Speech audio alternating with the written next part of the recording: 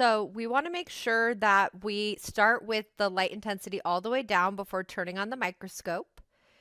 And once we have made sure that it's all the way down, then we can turn the switch on.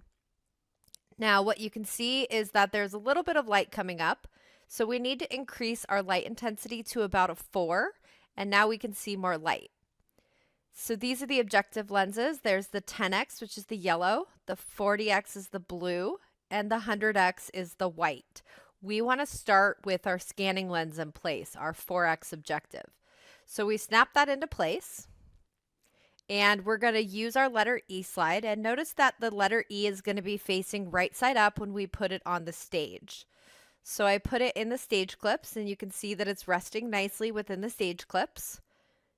And now I need to use the stage adjustment knobs, and you can see that one of them moves the stage front and back, one of them moves them side to side, and I need to center my E right over the light. And so I'm going to center it right over where the light is coming up. So once the specimen is centered over the light, then you're going to use the coarse focus, which is the larger of the two knobs, and you're going to raise the stage all the way to the top. The reason is it's a lot faster to find what you're looking for when you start at the top. So now I'm going to look in the eyepieces and look at the specimen and lower the stage with the coarse focus. Then I'm going to switch to the fine focus to fine tune the image. I'm going to get it into clear focus. Now, once I can see my specimen, I'm going to use the stage adjustment knobs, and I'm going to center my E in the middle of my field of view. That way I can see it in the middle. So this is what we would see at the 40x total magnification. Notice the orientation of the E. While it was normal upright when I first looked, it's now upside down and backwards.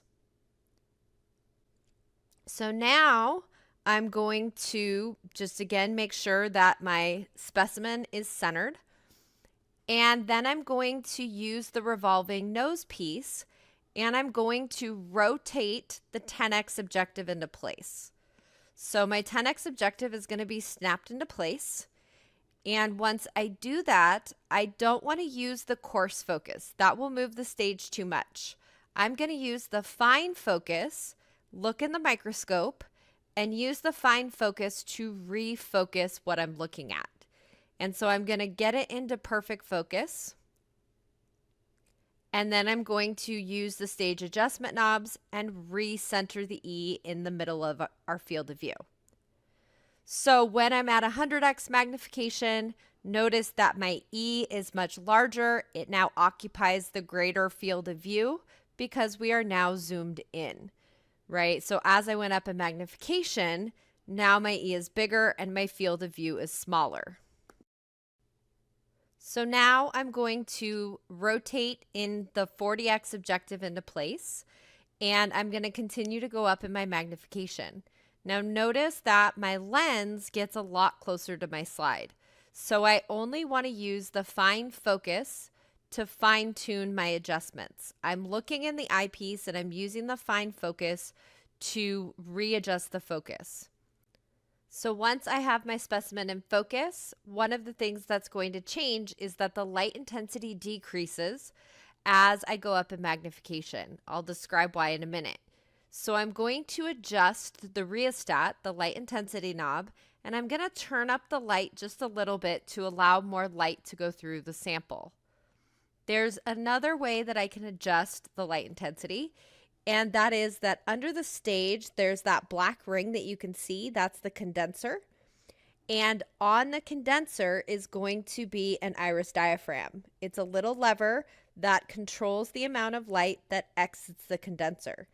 And so I can adjust the iris diaphragm to let more light in. And so this is what I would see. Notice I don't see the whole E because I am so zoomed in that now I'm only seeing a part of the E. I can see a lot greater resolution. I can see a lot more detail in the ink in the E. But again, when I went up in magnification, I'm now very zoomed in. Now I'm going to go to my oil immersion lens. And to do that, the lens is so large that I need to put immersion oil on my slide. So I toggle in between my two lenses. And I'm going to get my oil immersion out, and I'm going to put a drop of it on the slide. When I put it on the slide, I'm then going to rotate the 100x objective into place.